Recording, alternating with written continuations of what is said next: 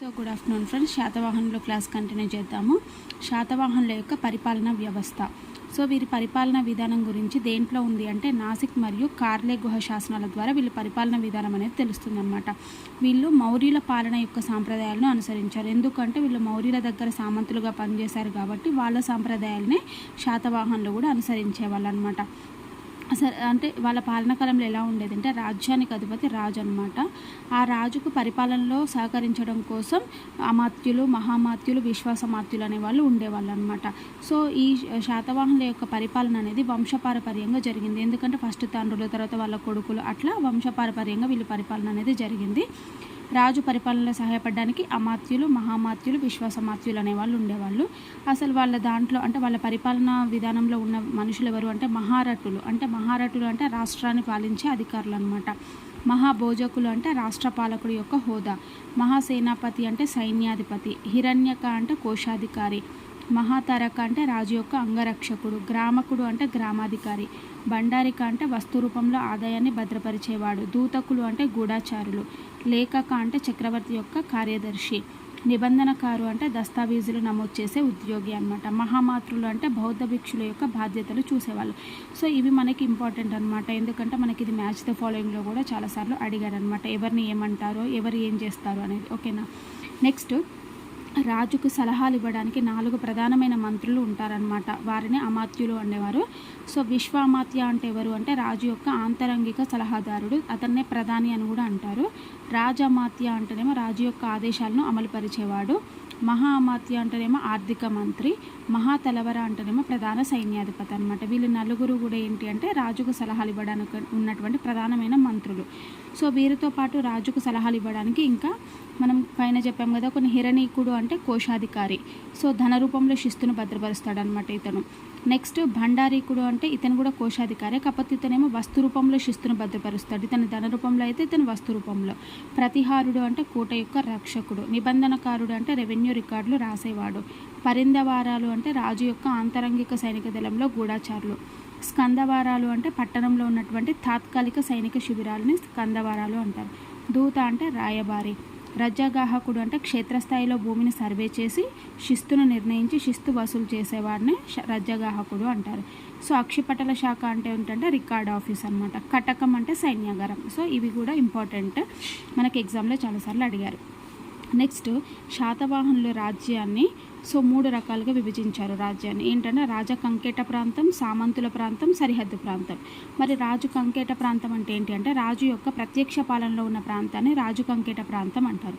మరి సామంతుల ప్రాంతాలు అంటే ఏంటి అంటే వీళ్ళు సామంతులు అంటే శాతవాహనుల దగ్గర సామంతులుగా పనిచేసే వాళ్ళు అనమాట. అంటే వాళ్ళతో వీళ్ళకి వివాహ సంబంధాలు అనేవి ఉండేది. సో వీళ్ళకి సామంతులుగా పనిచేసిన వాళ్ళు ఎవరు అంటే మైసూర్లో చుటువంశంలో, విజయపూర్లోనేమో ఇక్ష్వాకులు, మహారాష్ట్రలో మహారథులు, మహాభోజులు. వీళ్ళు శాతవాహనుల దగ్గర సామంతులుగా పనిచేసేవాళ్ళు అనమాట. నెక్స్ట్, సరిహద్దు ప్రాంతాలు అంటే రాజ్య రక్షణ కోసం సేనాధిపతుల అధీనంలో ఉండే ప్రాంతాలను సరిహద్దు ప్రాంతాలు అంటారు. అంటే రాజ్యాన్ని రక్షించడం కోసం రాజ్యం చుట్టూ కొన్ని సరిహద్దు ప్రాంతాలు ఉంటాయి, అవి సేనాపతుల అధీనంలో ఉంటాయన్నమాట. సో వీరే క్రమంగా భూస్వాములుగా ఎదిగారనమాట. ఈ సరిహద్దు ప్రాంతాలు ఉన్నటువంటి సేనాపతి ఒకతను మహారట సదకన కలలాయ. ఇతను ఏం చేశాడు అని అంటే తన సొంత నాణ్యాలను కూడా ముద్రించాడు. అంటే సో శాతవాహనుల దగ్గర పనిచేసే వాళ్ళకి ఎన్ని అధికారాలు ఉండేవి అనేది తెలుస్తుంది అనమాట. అంటే వాళ్ళ దగ్గర పనిచేసినటువంటి సేనాధిపతులకు కూడా నాణాలు ముద్రించే అవకాశం అనేది ఉండేదన్నమాట. అది శాతవాహనుల యొక్క గొప్పతనం. నెక్స్ట్ వచ్చేసి వాళ్ళ శాతవాహనుల వంశంలో రాజ్యం ఎలా విభజించబడ్డది అంటే ఆహారం ఎలా అంటే విషయం ఎలా అంటే గ్రామం. మరి రాజ్యానికి అధిపతి రాజు. ఆహారం అంటే ఏంటి? రాష్ట్రం అని అన్నాం కదా. ఈ ఆహారానికి అధిపతి ఎవరు అంటే అమాత్యులు లేదా కుమారమాత్య. ఎందుకంటే వీళ్ళు వంశపారపర్యంగా వస్తారు కాబట్టి కుమారమాత్య అంటారు. విషయానికి అధిపతి విషయపతి. గ్రామానికి అధిపతి గ్రామిక ఆర్ గోపుడు అనమాట. ఓకేనా. నెక్స్ట్, నగరాలను నిగమాలు అనేవాళ్ళు అనమాట. సో నగరాలను వీళ్ళు శాతవాహనుల కాలంలో నగరాలను ఏమనేవాళ్ళు అని కూడా అడిగారు. నిగమాలు అనేవాళ్ళు. వీటి పాలక సంస్థలను నిగమ సభలు అంటారు. సో ఈ నిగమ సభను గురించి మనకి బట్టిప్రోలు శాసనంలో ఉంది, మరియు మెగస్తనీస్ యొక్క ఇండికా అనే గ్రంథంలో కూడా ఈ నిగమ సభల గురించి పేర్కొనబడింది అనమాట. సో నగరాలు వాణిజ్య కేంద్రాలు కాబట్టి నిగమ సభలు వాణిజ్య సంఘాలు కూడా. ఓకేనా. సో వాణిజ్య కేంద్రాలు అంటే ఏంటి, వ్యాపారం చేస్తారు కాబట్టి ఎక్స్పోర్ట్ ఇంపోర్ట్స్ అన్నీ ఉండే అన్నమాట ఈ నిగమాలలో. సో నెక్స్ట్ కుల పెద్దలను ఏమనేవాళ్ళు అంటే గహపతులు అనేవాళ్ళు. సో వీరి నిగమ సభలో సభ్యులుగా ఉండేవాళ్ళు. ఈ గహపతులు అనేవాళ్ళు నిగమ సభలో సభ్యులుగా ఉండేవాళ్ళు. సో నగరాలకు ఎగ్జాంపుల్ తెలంగాణలో కోటిలింగాల, ధూళికట్ట, ఏలేశ్వరం, ఏపీలో ధాన్యకటకం, విజయపురి, మహారాష్ట్రలో గోవర్ధన, సోపార, ప్రతిష్టానపురం, కర్ణాటకలో బ్రహ్మగిరి. ఇవి కొన్ని నగరాలకు ఎగ్జాంపుల్స్ అన్నమాట. నెక్స్ట్ గ్రామీణ పాలనా వ్యవస్థ ఎలా ఉండేదంటే, సో గ్రామీణ పాలన ఆహారం తర్వాత విభాగాన్ని మనం గ్రామం అన్నాం కదా. సో ఫస్ట్ రాజ్యం తర్వాత ఆహారం తర్వాత గ్రామం కదా. ఈ గ్రామం అనేది గ్రామ పాలన బాధ్యతను చూసే అధికారిని ఏమంటారు అంటే గ్రామిక లేదా గుమిక అనేవాళ్ళు అనమాట. ఓకేనా. ఈ గుమికిల యొక్క ప్రస్తావన దేంట్లో ఉంది అంటే హీరహడగల్లి శాసనంలో ఉందన్నమాట. మరియు గాథా సప్తసతిలో కూడా ఉంది. అంటే హీరహడగల్లి శాసనం మరియు గాథా సప్తసతిలో గుమికిల ప్రస్తావన ఉంది. మరి నగరాల ప్రస్తావన దేంట్లో ఉంది మనకి ఇక్కడ మెగస్తనీస్ యొక్క ఇండికా గ్రంథంలో, నెక్స్ట్ బట్టిప్రోలు శాసనంలో ఉందన్నమాట. ఓకేనా. సో గుమికిల సైనిక అధికారులనే మనం గ్రామాధికారులుగా నియమించేవాళ్ళు.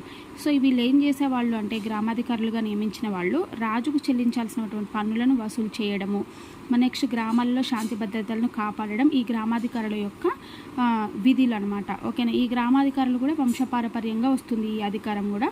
కావున వీరు భూస్వామిగా వీళ్ళు కూడా ఎదిగారు. సో గ్రామంలోని ప్రజలు వెట్టి చేయాల్సి వచ్చేది. ఇంటి పనులు, పొలం పనులు చేయాలి. స్త్రీలు చేసే రకరకాల వెట్టిని కామసూత్రం అనే గ్రంథం అనేది పేర్కొందనమాట. అంటే స్త్రీలు ఎలాంటి వెట్టి పనులు చేసేవాళ్ళు భూస్వాముల దగ్గర అనే దాని గురించి ఇందులో పేర్కొనబడింది. నెక్స్ట్ రాజ్యాధికారం వంశపారపర్యం అన్నాం కదా మనం. రాజ్యాధికారం తాత నుంచి తండ్రికి, తండ్రి నుంచి కొడుకు వస్తుందని. సో వంశపారపర్యం రాజ్యాధికారాన్ని స్వీకరించడానికి ముందు రాజపుత్రులు రాజ్యపాలనకు అంటే వాళ్ళ కొడుకులు రాజ్యానికి వచ్చే ముందు అసలు రాజ్యపాలనలో వాళ్ళు శిక్షణ పొందాలి కదా. అంటే ఎలా రాజ్యాన్ని పరిపాలించాలి అని చెప్పేసి అలా శిక్షణ పొందేవాళ్ళు అని చెప్పేసి దేంట్లో ఉందంటే కరింగ కాలవేరుని హతిగుంఫా శాసనం ద్వారా. సో వీళ్ళు ట్రైనింగ్ తీసుకునే వాళ్ళు రాజ్యానికి వచ్చే ముందు వాళ్ళ కుమారులు అని చెప్పేసి ఉందన్నమాట. నెక్స్ట్ వచ్చేసి ఏంటి అంటే సరిహద్దు ప్రాంతాల రక్షణకు సైన్యాధిపతులు ఉండేవాళ్ళు. మనం ఇందాకే చెప్పాం కదా 3 రకాల ప్రాంతాలు ఉంటాయని. సరిహద్దు ప్రాంతాల రక్షణకు సైన్యాధిపతులు ఉండేవాళ్ళు. వాళ్ళకు కూడా సామంత హోదా ఇవ్వబడింది అనమాట. నెక్స్ట్ సైన్య నిర్వహణ అధికారం. శాతవాహనులు పెద్ద సైన్యాలను పోషించారు అని చెప్పేసి ప్లీనీ సంగమ సాహిత్యం ద్వారా తెలుస్తుంది. అంటే వీళ్ళ శాతవాహనుల కాలంలో పెద్ద పెద్ద సైన్యాలు ఉండేవి అని చెప్పేసి ప్లీనీ మరియు సంగమ సాహిత్యం ద్వారా తెలుస్తుంది. రాజే సర్వాధికారి కాబట్టి యుద్ధ సమయంలో రాజే స్వయంగా సైన్యాలను నడిపేవాడు. ఓకేనా. మహాసేనాపతి సైనిక విషయాలను చూసేవాడు అనమాట. అంటే ఎలా యుద్ధాన్ని నడపాలి అనేసి ఆ విషయాలన్నీ చూసేది మహాసేనాపతి. నెక్స్ట్ వీరి సైన్యంలో రథ, గజ, అశ్వక, పదాతి అని 4 చతురంగ బలాలు ఉండేవి. రథ, గజ, అశ్వక, పదాతి. సో విల్లుకాండ్రు కూడా ఉండేవాళ్ళు. అంటే విల్లు లెక్కు పెట్టే వాళ్ళు కూడా దీంట్లో ఉండేవాళ్ళు అనమాట. అశ్వ గజ దళాధిపతులు తలపాగాలు ధరించేవాళ్ళు. అంటే వీళ్ళిద్దరు ఈ 4లో గజ, అశ్వ వాళ్ళు తలపాగాలు ధరించేవాళ్ళు అనమాట. మిగిలిన వారికంటే వీళ్ళకి కొంచెం హోదా ఎక్కువ అని చెప్పేసి దీని ద్వారా తెలుస్తుంది. సో శాతవాహనుల యొక్క సైనిక శిబిరాలను ఏమంటారు అంటే స్కందవారం లేదా కటకం అంటారు. స్కందవారం అంటేనేమో తాత్కాలిక సైనిక శిబిరం, కటకం అంటేనేమో నగరాలలో సైన్యాగారాలను కటకం అంటారనమాట. సో గ్రామీణ పాలన ఎవరి చేతిలో ఉండేది? గౌల్మికుల చేతిలో ఉండేది. వీళ్ళు కూడా సైనికాధికారులు అనమాట. ఎంతమంది ఉండేవాళ్ళు ఈ గౌల్మికులు అంటే 30 మంది సైనికులకు ఒక నాయకుడు ఉండేవాళ్ళు అనమాట.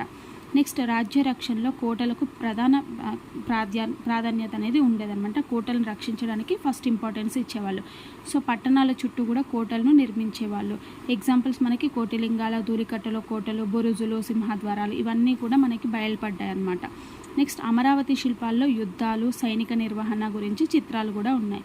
సో సైనికులు కత్తి, గద, చిన్న సైజు బల్లాలు, డాలు, రక్షక కవచం ఇవన్నిటిని కూడా ఈ సైనికులు ధరించేవాళ్ళు అనమాట. ఓకేనా.